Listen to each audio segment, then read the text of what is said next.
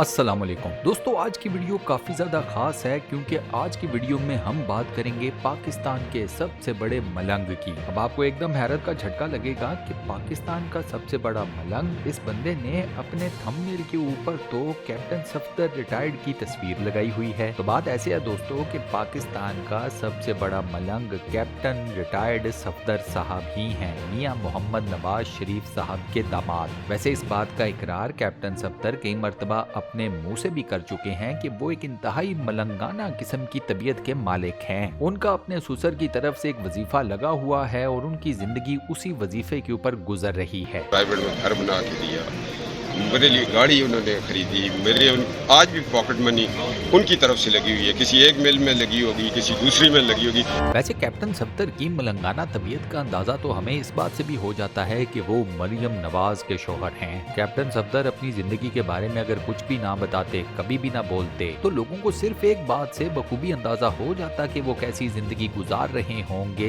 ये जानते हुए कि वो मरियम नवाज के शौहर हैं। आज की स्पेशल वीडियो इसी मलंग के ऊपर है कि ये मलंग कौन है, ये कहां से आया, इसकी मरियम नवाज के साथ शादी कैसे हुई, ये गिराज की दास्तानें, ये अपने ससुर के पैसों के ऊपर ऐश करना, जिंदगी का वो दौर के जिसमें मियां बीवी ब्रेड के दो स्लाइसेस की तरह बन जाते हैं, जो अपने बीच में हर चीज को सैंडविच कर लेते हैं। ये मलंग अपनी बीवी से दूर कहीं रहता है। ये सारी स्टोरी है क्या, ये जानने के लिए वीडियो को शुरू से लेकर आखिर तक कंप्लीट जरूर देखिएगा। वीडियो में आगे बढ़ते हैं, लेकिन उससे पहले दोस्तों एक छोटा सा काम कर दें कि अगर आपने अभी तक हमारे इस चैनल को सब्सक्राइब नहीं किया हुआ तो फटाफट सब्सक्राइब के बटन को दबा दें और साथ बने हुए बेल के आइकन को लाजमन प्रेस कर दीजिएगा। साथ ही दोस्तों एक छोटे से सवाल का जवाब दे दें कि क्या घर दामाद या घर जवाई की जिंदगी कुत्ते वाली होती है या नहीं। आप इस सवाल के जवाब में हाँ कहते हैं या नहीं, बस मुझे नीचे कमेंट सेक्शन में अपना जवाब जरूर बताइएगा। तो आप घर जमाई हो गए सर? मैं तो हूँ ही, मैं इलामत ही वो ही हूँ।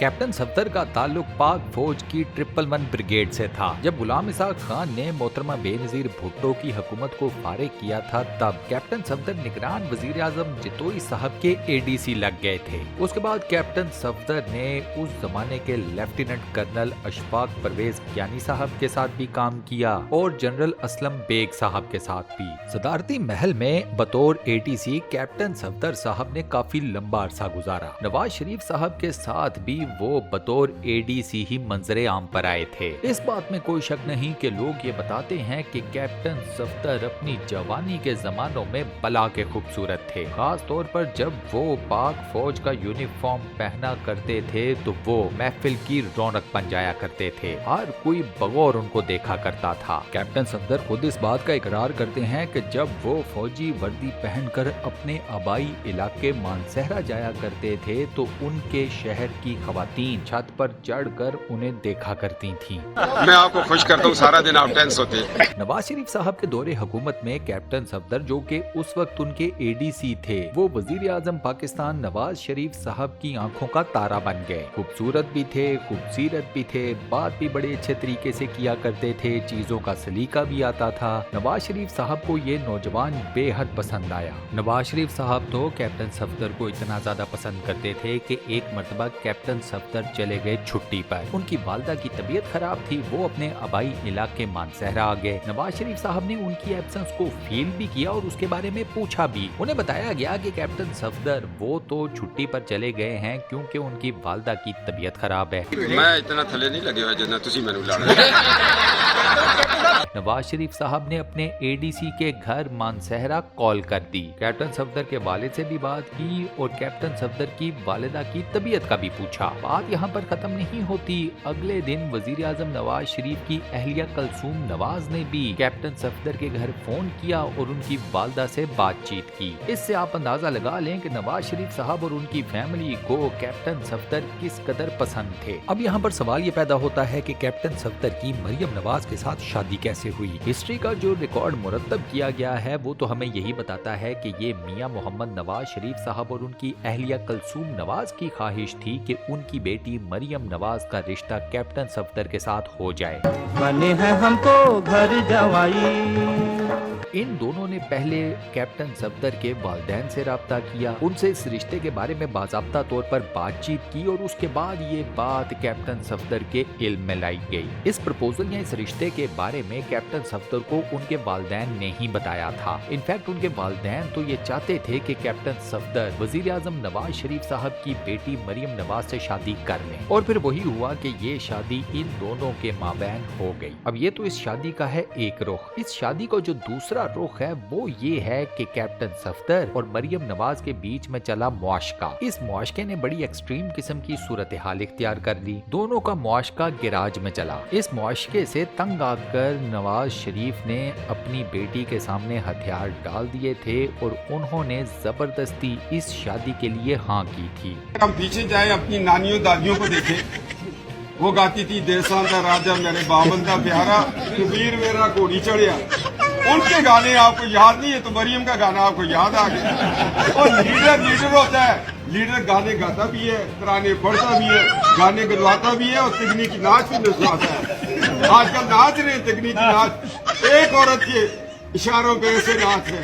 वाह यार, क्या गुलसूम नवाज थी जिसने ये बेटी जन्म दी, और क्या नवाज शरीफ है जिसने ये बेटी जन्म दी। अब दोस्तों ये जो बातें हैं ये भी किताबों में ही रिटन हैं और कई सहाफी इसके ऊपर बातचीत करते चले आए हैं। उसके बाद जाहिर बात है कैप्टन सफदर को आर्मी की नौकरी करने की जरूरत थी नहीं, वो रिटायर हो गए। नवाज शरीफ साहब ने बकौल उन्हीं के उनका एक वजीफा लगा दिया जो कि शायद 1500 दिरहम का था, और कैप्टन सफदर की जिंदगी की गाड़ी चलती रही। मरियम सफदर से उनकी औलाद भी हुई और ये औलाद भी सारी की सारी इस वक्त शादीशुदा है, बल्कि कैप्टन सफदर और मरियम नवाज शरीफ तो इस वक्त नाना नानी भी बन चुके हैं। अब इन दोनों की इस शादी के असल मुहर्रिकात क्या थे, असल वाकयात क्या थे, उसके बारे में जितना मुंह उतनी बातें। ये अलग बात है कि कैप्टन सफदर ने कभी भी अपने ससुर नवाज शरीफ की करप्शन के बारे में कोई बात नहीं की, उल्टा उसका दिफा ही किया। ये तो कुछ अर्सा पहले कैप्टन सफदर साहब का हुआ है चेंज ऑफ हार्ट। उन्होंने इनडायरेक्टली अपने ससुर नवाज शरीफ साहब को कुछ थोड़ी बहुत बातें सुनाई जरूर हैं। मिसाल के तौर के ऊपर जैसा कि वो ये कहते हैं कि वोट को इज्जत दो का नारा लगाने के बाद हम लोगों को उस नारे के पीछे खड़ा होना था, हम उस नारे के पीछे नहीं खड़े हुए। वोट को इज्जत दो का नारा लगाने वाले थे नवाज शरीफ साहब, और वो ही सबसे पहले इस नारे को छोड़कर लंदन फरार हो गए। कैप्टन सफदर साहब ज्यादातर रहते हैं एबटाबाद में और इनके बीवी बच्चे रहते हैं लाहौर में। ये बात भी समझ बूझ से बालातर है कि उस उम्र में कि जब मियाँ बीवी एक दूसरे के साथ रहते हैं, उन्हें एक दूसरे की जरूरत रहती है, ये मियाँ बीवी एक दूसरे से अलग रहते हैं, बल्कि दो मुख्तलिफ शहरों में रहते हैं। कैप्टन सफदर अब इस बात को भी मानते हैं कि पाकिस्तान मुस्लिम लीग नून की तरफ से इमरान खान की जाती जिंदगी के ऊपर जितने भी हमले किए गए और किए जा रहे हैं वो बिल्कुल गलत हैं। मेरी जाती राय में तो कैप्टन सफदर साहब ने ये घर दामाद बनकर बहुत बड़ी गलती की। तो आप घर जमाई हो गया सर? मैं तो हूँ ही, मैं इलामत ही वो ही हूँ।